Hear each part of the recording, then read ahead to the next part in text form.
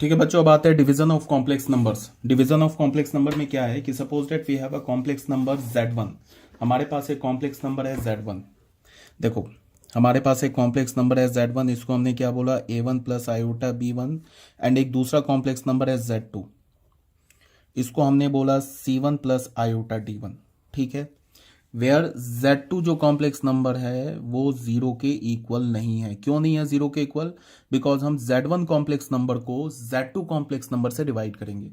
तो Z2 complex number कहाँ आएगा? डिनोमिनेटर में, और हमें पता है कि डिनोमिनेटर में कभी भी जीरो नहीं आता है। तो Z2 complex number is not equals to zero. तो अगर Z2 कॉम्प्लेक्स नंबर जीरो नहीं है तो फिर हमें क्या होगा? इसको तुम ऐसे बोल सकते हो कि C1 square plus D1 square is not equals to zero. अब ये क्या आ गया? C1 square plus D1 square, इन दोनों का सम जीरो नहीं हो सकता है। अगर मैंने ऐसे बोला, इससे क्या पता चला कि दोनों में से कोई एक तो नॉन जीरो होगा। ये Z2 कॉम्प्लेक्स नंबर जीरो कब होगा? जब C1 भी जीरो हो जाए और D1 भी जीरो हो जाए, तभी जाके Z2 कॉम्प्लेक्स नंबर जीरो होगा। यहां हमने क्या बोल दिया कि C1 square plus D1 square zero नहीं हो सकता। अगर मैंने बोला कि a square plus B square zero है, ठीक है, ये कब पॉसिबल है? जब ए भी जीरो हो और बी भी जीरो हो, तभी पॉसिबल है। दो पॉजिटिव नंबर, या ऐसे बोलो कि दो नॉन निगेटिव रियल नंबर के स्क्वायर का सम जीरो तभी होता है जब वो दोनों non negative real number zero हो। A square plus B square zero तभी होगा जब ए भी जीरो हो, बी भी जीरो हो। समझ में आ रही है बात? अगर मैंने बोल दिया A square plus B square is not equals to zero, इसका क्या मतलब है कि इन दोनों में से कम एक तो नॉन जीरो है। ठीक है, या तो दोनों नॉन जीरो है या at least one of A and B is non zero. ठीक है, तो इसमें से कम एक नॉन जीरो होगा, तो फिर Z2 हमारा कॉम्प्लेक्स नंबर जो होगा वो जीरो नहीं होगा। अगर मान लो कि C1 नॉन जीरो हो जाए और फिर D1 जीरो हो जाए, तो फिर अगेन Z2 हमारा क्या होगा? जीरो कॉम्प्लेक्स नंबर नहीं होगा। D1 नॉन जीरो हो जाए, C1 जीरो हो जाए, तो भी हमारा Z2 complex number non zero होगा। अगर दोनों जीरो हो जाए, C1 भी जीरो हो जाए, D1 भी जीरो हो जाए, तब तो फिर Z2 कॉम्प्लेक्स नंबर हमारा जीरो हो जाएगा।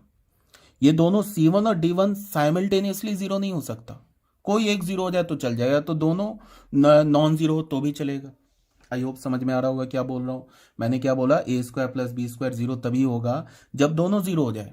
दोनों में से एक भी नॉन जीरो हुआ तो फिर A square plus B square zero नहीं होगा। या तो फिर दोनों नॉन जीरो हो जाए तो भी A square plus B square zero नहीं होगा। ये तभी जीरो होगा जब ए भी जीरो हो, बी भी जीरो हो। तो यहां पे अगर Z2 कॉम्प्लेक्स नंबर को जीरो होने से बचाना है, इसका मतलब क्या है कि C1 और D1 में से कम एक नॉन जीरो होना चाहिए। D1 जीरो हो जाएगा और C1 जीरो नहीं है, तो फिर Z2 हमारा नॉन जीरो कॉम्प्लेक्स नंबर है।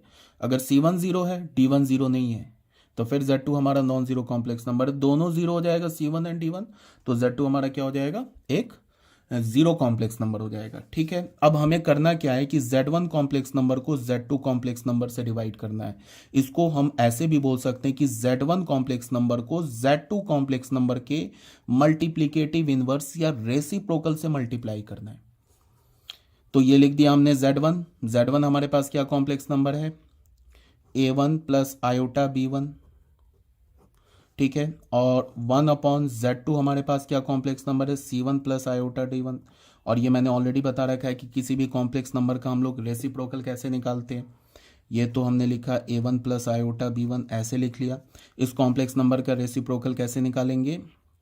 उसके लिए क्या बोला है कि पहले इस कॉम्प्लेक्स नंबर के रियल पार्ट को लिखो अपॉन रियल का स्क्वायर प्लस इमेजिनरी का स्क्वायर। इमेजिनरी क्या है? D1 का स्क्वायर प्लस आयोटा। उसके बाद क्या करती है? इमेजिनरी का साइन चेंज कर दिया, D1 का साइन चेंज किया तो क्या हो गया? Minus D1 upon real square plus imaginary square. Direct आ गया। एक तो ये मैंने बताया कि डायरेक्ट अगर रेसिप्रोकल लिखने का एक तो ये फॉर्मेट है। अगर तुम्हें ये नहीं समझ में आया तो तुम क्या करो कि इस कॉम्प्लेक्स नंबर का अगर हमें रेसिप्रोकल निकालना है तो क्या करो, C1 माइनस आयोटा D1 से मल्टीप्लाई डिवाइड करके मल्टीप्लाई कर दो, ये यही आ जाएगा। ठीक है, अब इसको हम लोग क्या करेंगे, इसको ऐसे लिख सकते हैं, ये हमारा क्या है? A1 प्लस आयोटा B1, और ये क्या हमारा? C1 minus iota D1। वो न्यूमरेटर को न्यूमरेटर से मल्टीप्लाई कर दिया, और डिनोमिनेटर में क्या आ गया हमारे पास? इस कैल्शियम लेंगे तो क्या होगा? C1 square plus D1 square, ऐसे हो गया। तो ये क्या हो गया? अब देखो, इसको हमें मल्टीप्लाई करना है, तो एक शॉर्टकट क्या बताया मैंने कि रियल को रियल से मल्टीप्लाई करो। तो A1 C1 को कर दिया हमने मल्टीप्लाई, माइनस इमेजनरी को इमेजनरी से मल्टीप्लाई करो, यहाँ इमेजनरी क्या b1, यहाँ इमेजनरी क्या माइनस d1, मल्टीप्लाई करोगे तो क्या होगा माइनस b1 d1, ये माइनस मिलके प्लस हो जाएगा b1 d1 प्लस आयोटा। उसके बाद क्या है कि रियल यहाँ से रियल, यहाँ से इमेजनरी, तो क्या होगा minus a1 d1 minus a1 d1, और यहाँ से इमेजनरी और यहाँ से रियल, बीच में प्लस आता है, यहाँ से इमेजनरी b1 यहाँ से रियल c1, तो क्या होगा b1 c1 ऐसे ले लिया, अपॉन क्या हो गया हमारा c1 square plus d1 square ऐसे लिख लिया। तो ये क्या हो गया हमारा, अलग करना चाहते हो तो हो गया a1 c1 plus b1 d1 upon c1 square plus d1 square plus iota, यहाँ क्या हो जाएगा minus a1 d1 plus b1 c1 upon c1 square plus d1 square ऐसे लिख लिया। हो गया। ये किस फॉर्मेट में आ गया, ये आ गया हमारा a प्लस आयोटा b, मतलब ये स्टैंडर्ड फॉर्म में आ गया कॉम्प्लेक्स नंबर। हमने क्या किया, हमने z1 को z2 से डिवाइड करके कॉम्प्लेक्स नंबर को स्टैंडर्ड फॉर्म में लिख लिया। ठीक है, एक तो ये है। अगर तुम्हें ऐसे नहीं आ रहा है समझ में तो इसका एक ऑल्टरनेट मेथड क्या है, ऑल्टरनेट मेथड क्या है, हमारे पास क्या है कॉम्प्लेक्स नंबर, हमारे पास जो कॉम्प्लेक्स नंबर है वो है z1 अपॉन z2, एकदम बिल्कुल सिंपल सा है। देखो z1 क्या हमारे पास a1 plus iota b1, z2 क्या हमारे पास c1 प्लस आयोटा d1। ठीक है, ये हमें करना है। तो क्या करेंगे, डिनोमिनेटर में कौन सा कॉम्प्लेक्स नंबर है c1 प्लस आयोटा d1, तो लिखेंगे a1 plus iota b1 upon c1 plus iota d1, इससे मल्टीप्लाई किसके c1 प्लस आयोटा d1 के कंजुगेट से मल्टीप्लाई और डिवाइड कर दिया।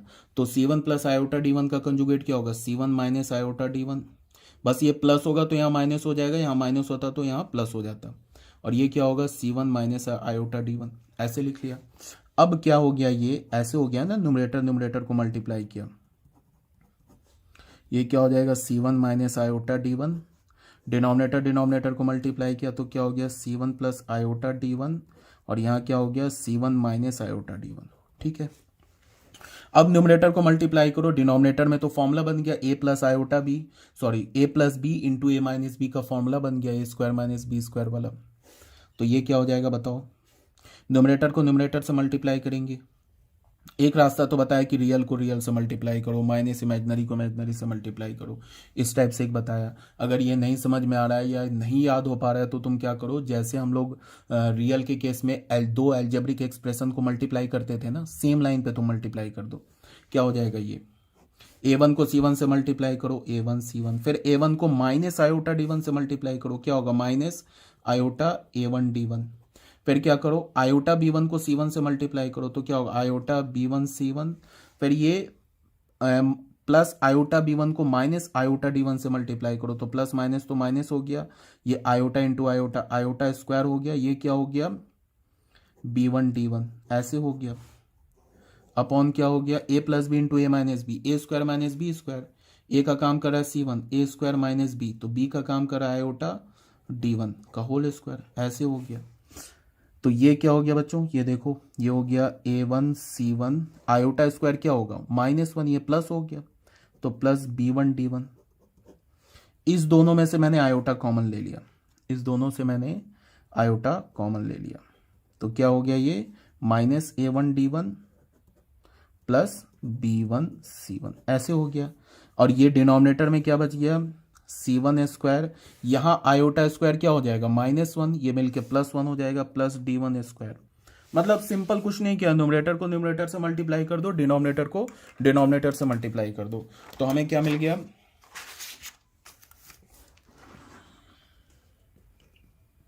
उसके बाद हमें क्या मिल गया ये देख लो, हमें मिल गया z1 अपॉन z2,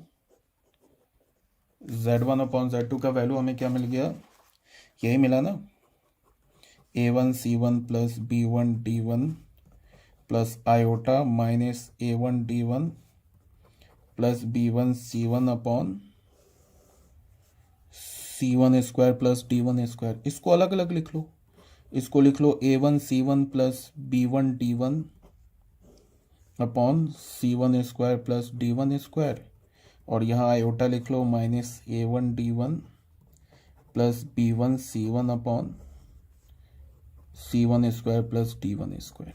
अगेन ये आ गया a प्लस आयोटा b के फॉर्मेट में, जो कि हमारा क्या होता है, स्टैंडर्ड फॉर्म होता है।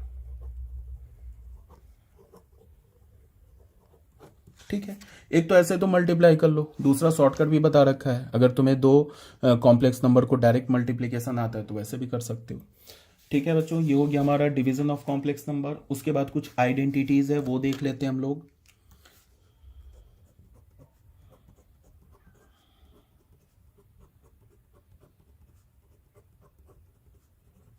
आइडेंटिटीज में क्या है, तुम इसको ऐसे देखो। पहला जो आइडेंटिटी है वो है, अगर मैंने बोला z1 प्लस z2 का होल स्क्वायर, इसको अगर हमें फाइंड आउट करना है, where z1 and z2 both are complex number, तो इसको तुम क्या लिख सकते हो, z1 प्लस z2, और यहाँ क्या लिख सकते हो, z1 प्लस z2।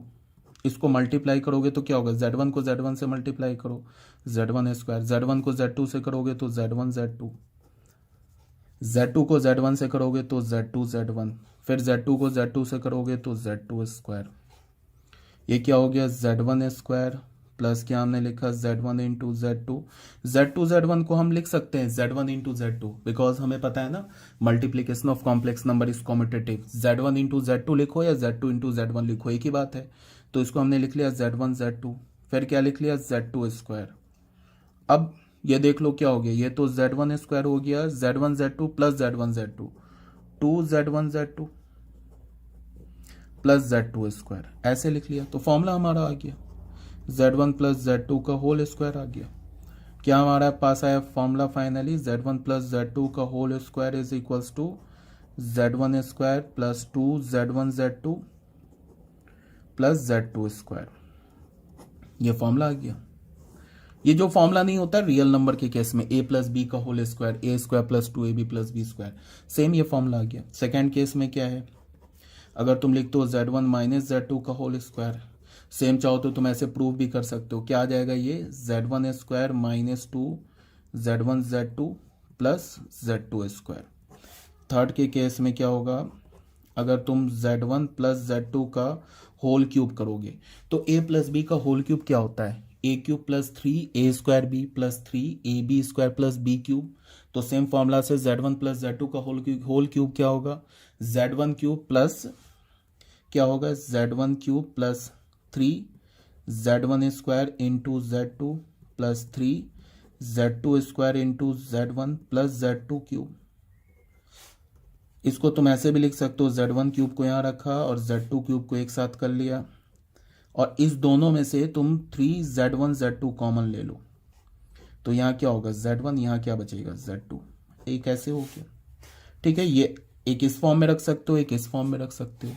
दूसरा क्या हमारा कि फोर्थ केस में क्या है कि अगर तुम z1 माइनस z2 का whole cube, a minus B का होल क्यूब क्या होता है, a cube minus 3ab square plus 3a cube minus 3a square B plus 3ab square minus B cube होता है ना।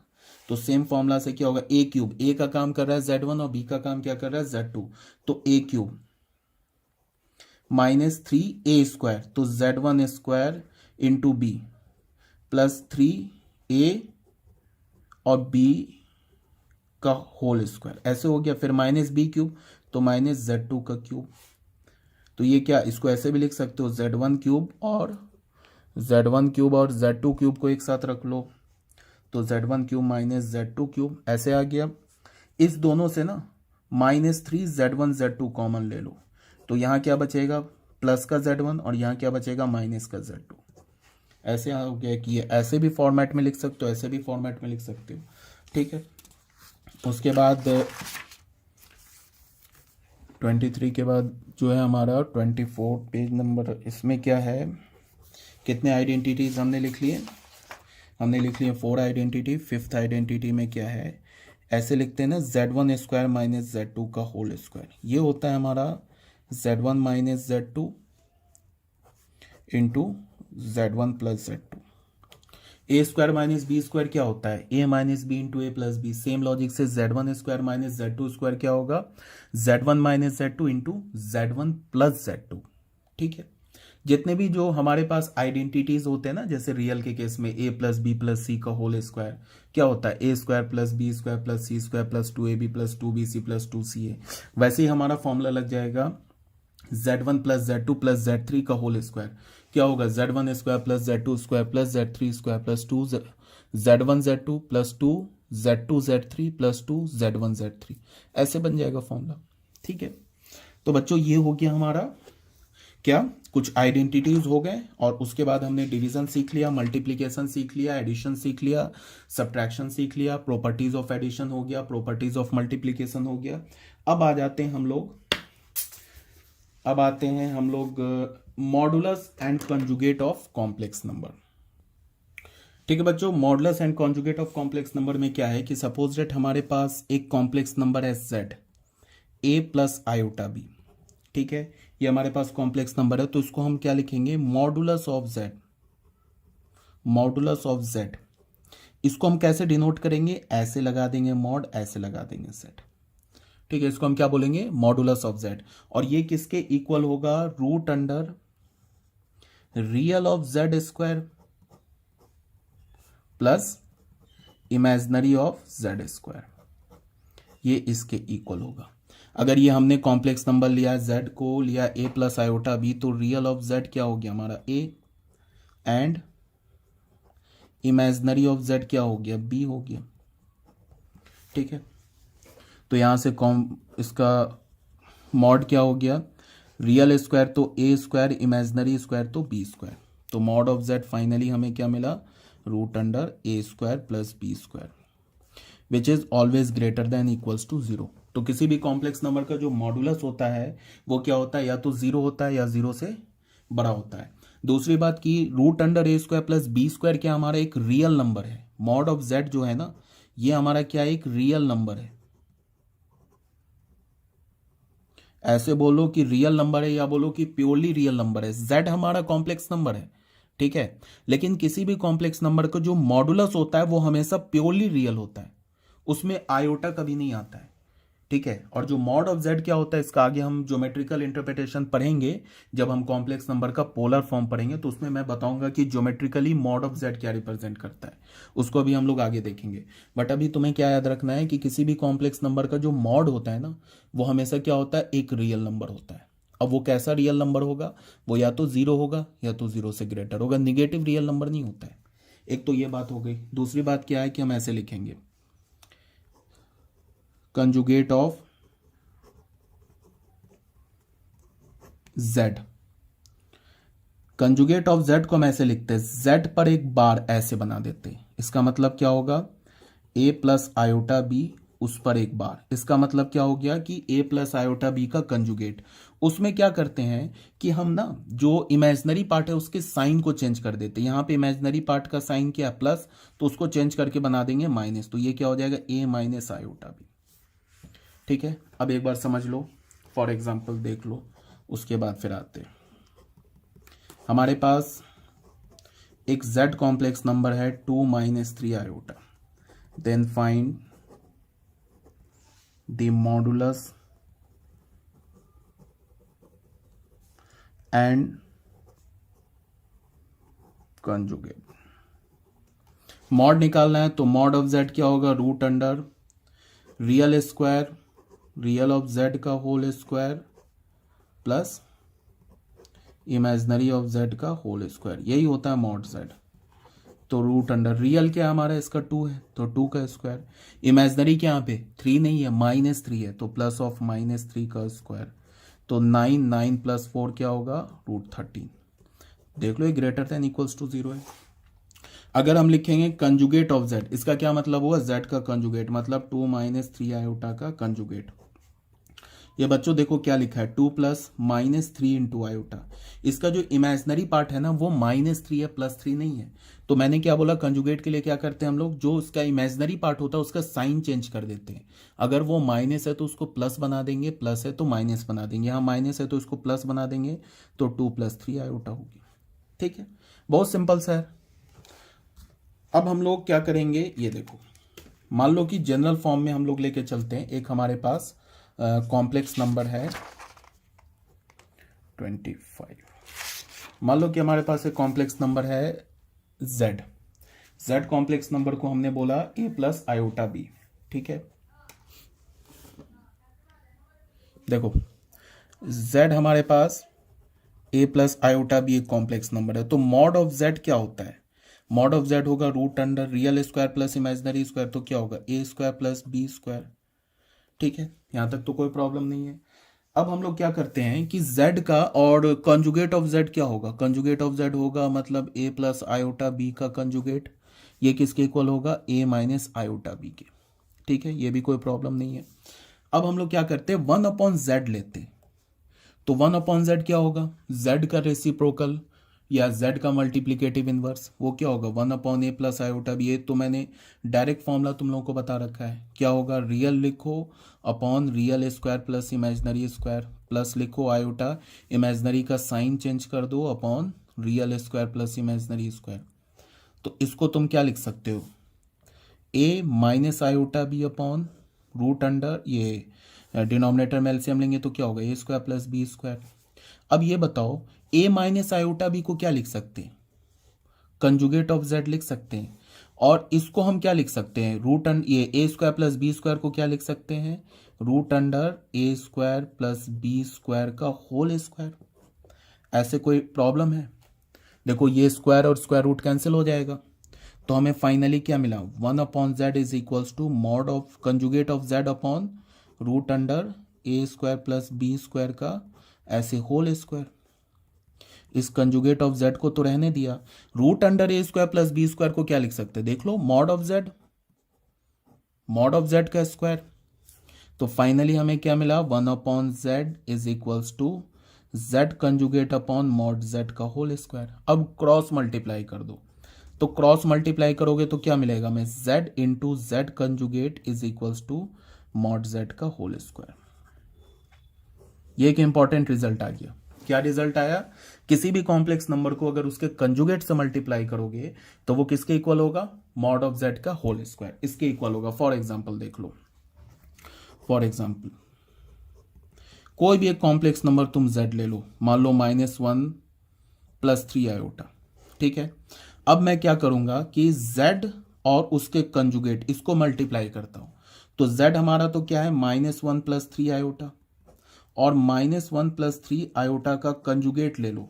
-1 प्लस 3 आयोटा का कंजुगेट क्या होगा? इसको तुम लिख सकते हो -1 प्लस 3 आयोटा, और -1 प्लस 3 आयोटा का कंजुगेट इमेजिनरी पार्ट का साइन चेंज कर देंगे, तो ये -1 माइनस 3 आयोटा होगा। ठीक है, अब ये तुम देखो, ये क्या a plus B into A minus B के फॉर्म में नहीं आ गया? a का काम कर रहा है -1 और b का काम कर रहा है 3 आयोटा, तो ये क्या लिखा है? a plus B A minus B, तो क्या होगा? a square minus B square. तो a का काम तो कर रहा है -1, तो a स्क्वायर माइनस बी का काम क्या कर रहा है? 3 आयोटा का होल स्क्वायर। तो हमें क्या मिला? z इंटू जेड कंजुगेट क्या मिला? a स्क्वायर डेट इज 1, और ये माइनस क्या हो गया? 3 आयोटा स्क्वायर। आयोटा स्क्वायर की वैल्यू क्या होगी? -1, तो क्या होगा? 1 प्लस 3, क्या मिल गया हमें? 4। तो अब ये मिल गया हमें z इंटू जेड कॉन्जुगेट का वैल्यू 4 मिल गया। अब तुम निकालो मॉड ऑफ z का होल स्क्वायर निकालो, तो मॉड z क्या होगा? रूट अंडर, इसका मॉड निकालोगे तो रियल स्क्वायर -1 का स्क्वायर, इमेजिनरी क्या है? 3 का स्क्वायर। ठीक है, अच्छा ये हो गया, सॉरी आयोटा, इसको जब हम मल्टीप्लाई करेंगे दिस इज 9 आयोटा स्क्वायर। ठीक है, तो ये मिलके +9 हो जाएगा, ये दिस इज 9, तो ये हो जाएगा 10। ठीक है, तो अब यहाँ पे क्या होगा?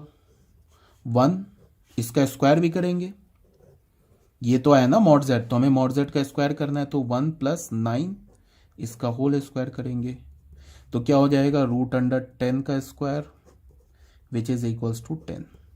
तो इसको अगर हमने फर्स्ट इक्वेशन माना, इसको अगर हमने सेकेंड इक्वेशन माना, तो फ्रॉम 1 and 2, 1 और 2 से हमें क्या पता चला?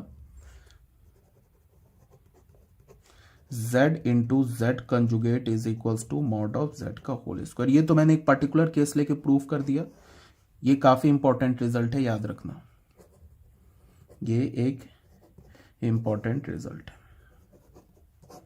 किसी भी कॉम्प्लेक्स नंबर को उसके कॉन्जुगेट से मल्टीप्लाई करोगे, ठीक है, तो वो किसके इक्वल होगा? मॉड ऑफ z के होल स्क्वायर के। ठीक है, अब आ जाओ properties of modulus and conjugate. Modulus और कंजुगेट की जो कुछ प्रॉपर्टीज है वो हम लोग देख लेते हैं। Properties of modulus and conjugate.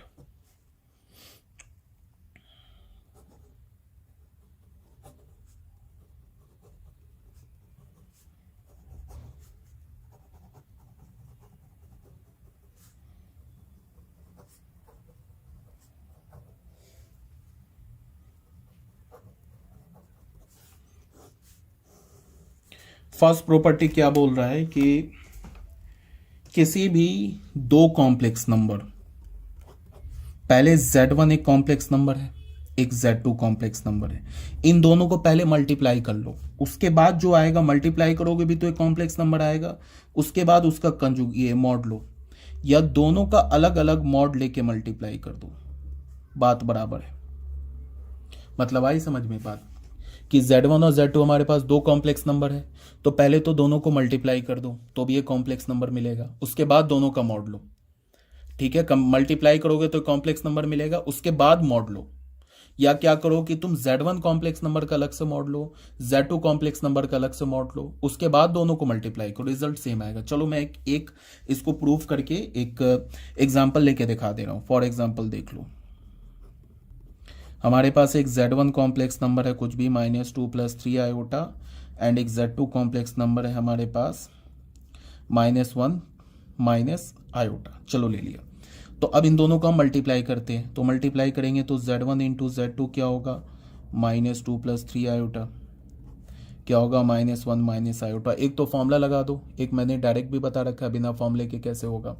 वो क्या होगा, डायरेक्ट मल्टीप्लीकेशन शुरू कर दो, -2 × -1 2, ये क्या होगा प्लस माइनस 2 आयोटा, ये क्या होगा -3 आयोटा, ये प्लस माइनस 3 आयोटा स्क्वायर, तो ये क्या होगा 2, ये आयोटा स्क्वायर तो -1 ये प्लस हो जाएगा, तो ये +3 + 2 5, और 2 आयोटा -3 आयोटा माइनस आयोटा। ठीक है, अब इन दोनों को मल्टीप्लाई कर दिया तो हमें कॉम्प्लेक्स नंबर क्या मिल गया, 5 - आयोटा। अब मैंने mod of Z1 × Z2 multiply करने के बाद मतलब 5 - आयोटा का मॉड लिया, तो क्या होगा √ रियल स्क्वायर, रियल क्या हमारा 5 square plus imaginary square, imaginary क्या है -1, तो प्लस क्या होगा -1 का स्क्वायर, ये क्या हो जाएगा √26। ठीक है, एक तो ये हो गया। अब मैंने क्या किया, पहले मैंने Z1 का मॉड लिया, तो Z1 का मॉड क्या होगा, Z1 है ना -2 + 3 आयोटा, तो इसका मॉड क्या होगा √2 स्क्वायर प्लस 3 स्क्वायर, क्या होगा √9 + 4 √13। उसके बाद फिर मैंने Z2 का मॉड लिया, तो क्या होगा ये -1 स्क्वायर प्लस ऑफ -1 स्क्वायर, तो क्या होगा √1 + 1 2। अब अगर मैंने Z1 × Z2 दोनों के मॉडल्स को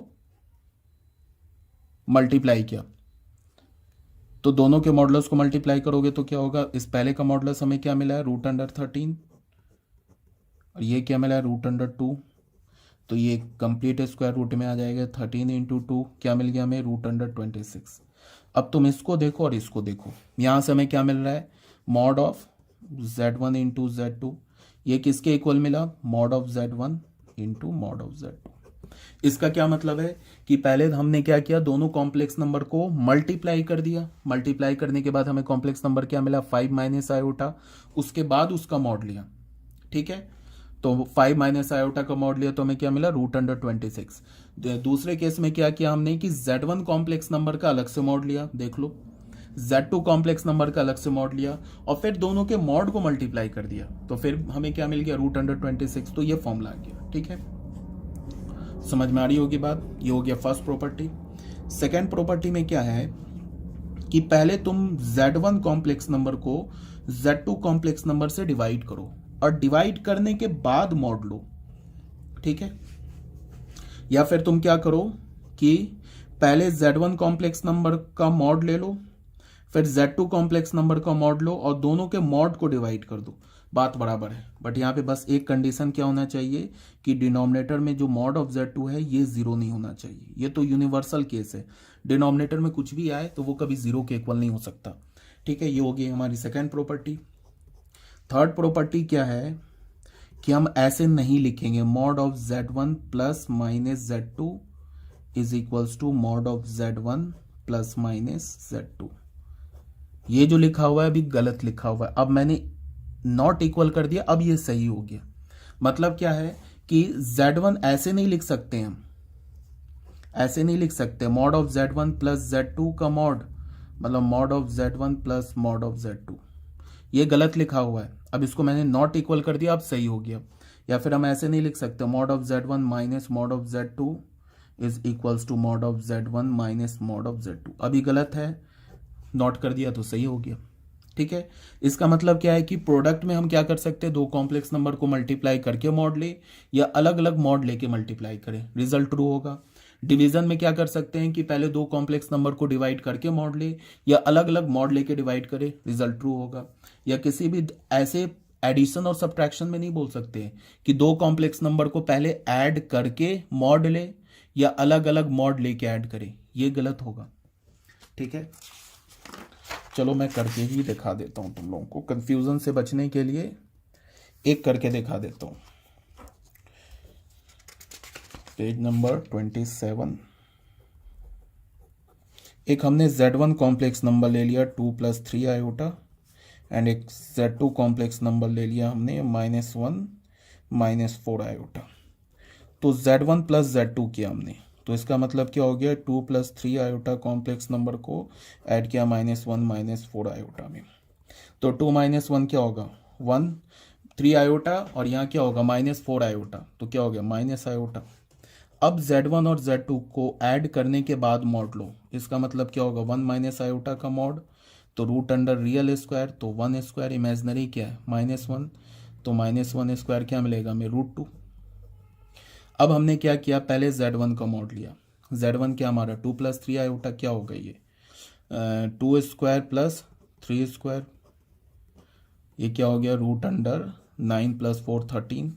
उसके बाद हमने Z2 कॉम्प्लेक्स नंबर का मॉड लिया, क्या होगा -1 स्क्वायर प्लस ऑफ -4 का स्क्वायर 16 + 1 √15, ऐसे हो गया।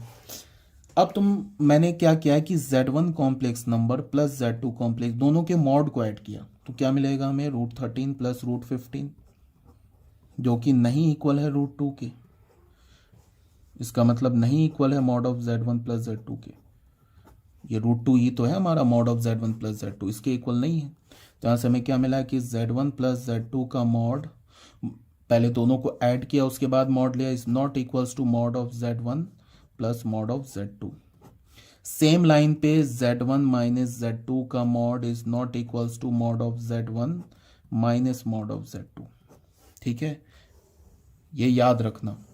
बहुत बच्चे क्या करते हैं, मल्टीप्लिकेशन और डिवीजन को देख के क्या बोलते हैं कि Z1 + Z2 का mod is equals to mod of Z1 plus mod of Z2, which is not correct. ठीक है, आगे बात समझ में। अब ये तो हो गया हमारा प्रॉपर्टीज ऑफ मॉडुलस। अब बच्चों आते हैं प्रॉपर्टीज ऑफ कंजुगेट। ये हमारे कौन सी प्रॉपर्टी हो गई, फर्स्ट सेकंड, ये थर्ड जो है ये प्रॉपर्टी नहीं है, बट समझाने के लिए मैंने बोल दिया कि ये ऐसा जो होता है, ये जो लिखा हुआ है ये ट्रू लिखा हुआ है, नॉट लिखा है ट्रू, इक्वल कर दोगे ना तो फॉल्स हो जाएगा। ठीक है, फोर्थ में आ जाते हैं।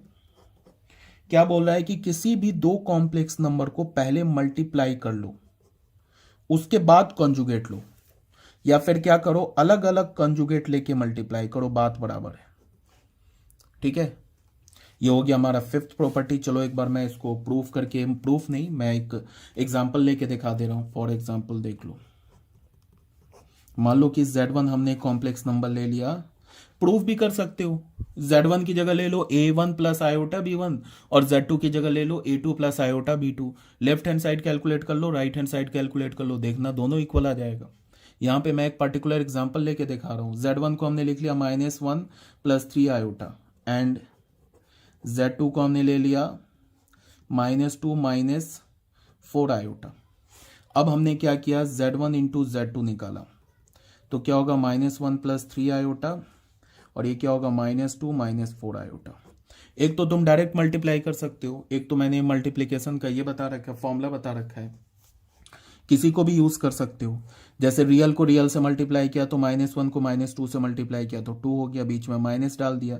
इमेजनरी को इमेजनरी से मल्टीप्लाई किया, यहाँ इमेजनरी है 3 और यहाँ इमेजनरी है -4, क्या हो जाएगा -12, तो ये हो गया +12।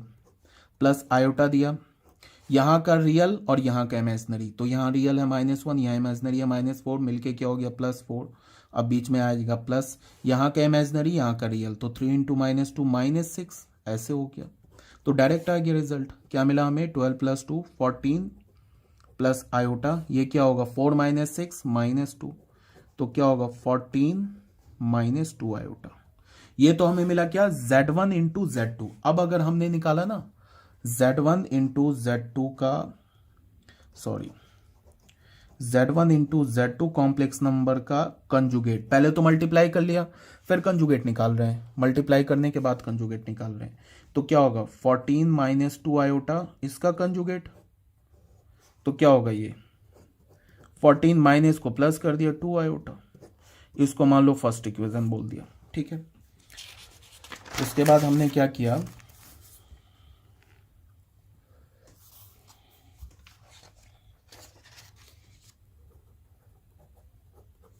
उसके बाद हमने बच्चों यहाँ पे पहले Z1 कॉम्प्लेक्स नंबर का कंजुगेट निकाला। तो Z1 कॉम्प्लेक्स नंबर क्या है हमारा -1 + 3 आयोटा, इसका कंजुगेट निकाला। तो कंजुगेट निकालेंगे क्या करेंगे, इमेजिनरी का साइन चेंज कर देंगे। तो ऐसा नहीं करोगे कि -1 को +1 कर दोगे, ये तो रियल है ना, इसका साइन चेंज नहीं करना है, इमेजिनरी का साइन चेंज करना है। तो क्या हो जाएगा ये -1, यहाँ से पे इमेजिनरी क्या +3, तो -3 आयोटा कर दिया। फिर Z2 का कंजुगेट, Z2 हमारा कॉम्प्लेक्स नंबर क्या है -2 -4 आयोटा, इसमें इमेजिनरी का साइन चेंज करेंगे तो -2 + 4 आयोटा हो जाएगा। अब क्या करना हमें, Z1 का कंजुगेट इंटू Z2 का कंजुगेट। तो Z1 का कंजुगेट क्या आ रहा है -1 - 3 आयोटा, और Z2 का कंजुगेट क्या आ रहा है -2 + 4 आयोटा, ऐसे आ रहा है। मल्टीप्लाई करेंगे, मैं डायरेक्ट कर रहा हूँ मल्टीप्लाई, ये क्या हो जाएगा 2 माइनस इमेजिनरी को किया तो -12, तो +12 प्लस आयोटा, यहाँ से रियल यहाँ से इमेजिनरी क्या हो जाएगा ये -4 प्लस यहाँ से इमेजिनरी और यहाँ से रियल, तो क्या हो जाएगा -3 - 2 6, तो ये क्या मिल गया 14 और +2 आयोटा, ठीक है। अब तुम देखो यहाँ पे क्या मिला था हमें 14 + 2 आयोटा, यहाँ क्या मिल रहा है 14 + 2 आयोटा, इसको सेकंड लिख लिया हमने, तो हम लिख सकते हैं फ्रॉम 1 and 2।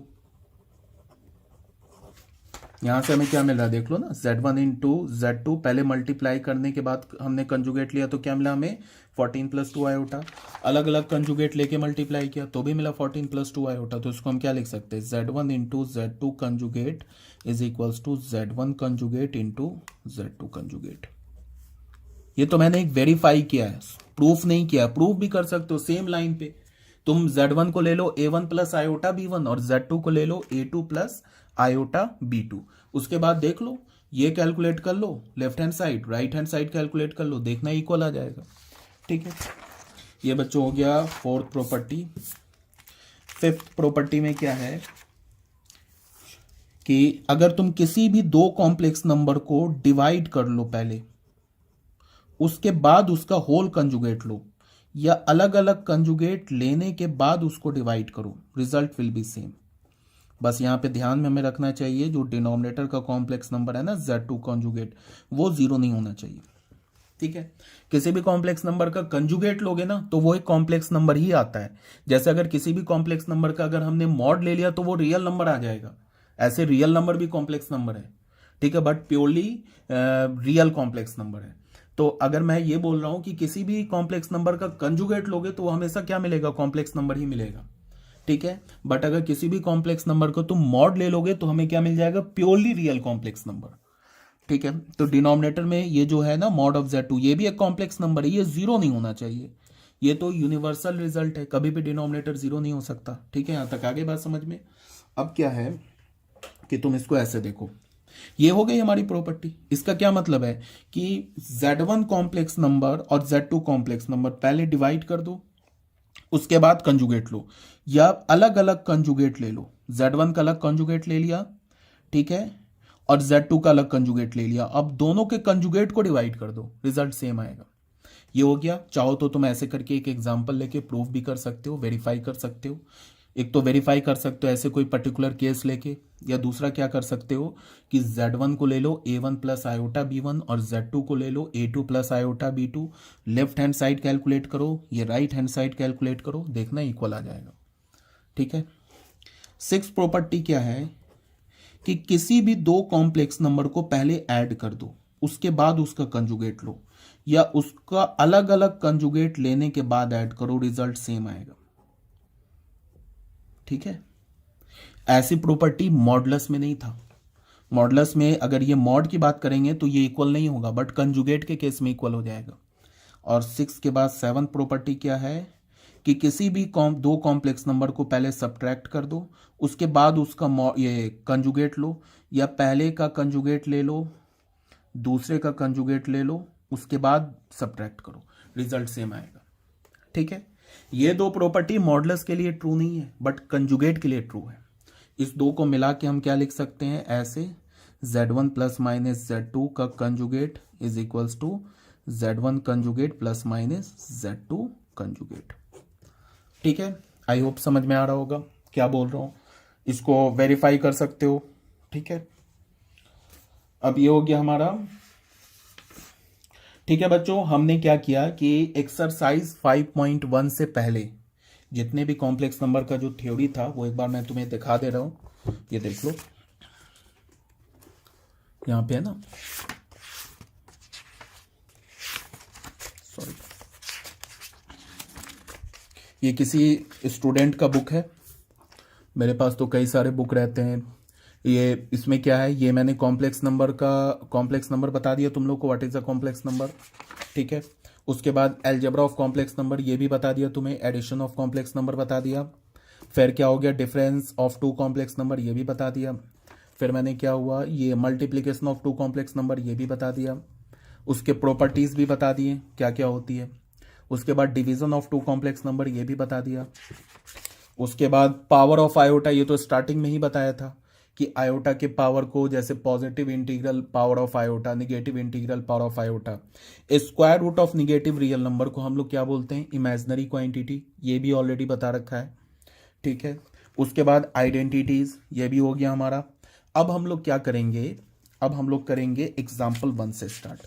यहां से देखो, इक्वलिटी ऑफ कॉम्प्लेक्स नंबर पे ये एग्जाम्पल है। एग्जाम्पल 1 से स्टार्ट करेंगे, एग्जाम्पल 2 ये आ जाएंगे, एग्जाम्पल 2 में 3, 4, उसके बाद 5, 6, उसके बाद एक्सरसाइज 5.1 करेंगे। उसके बाद आएंगे अपने most important topic Argand, plane and polar representation.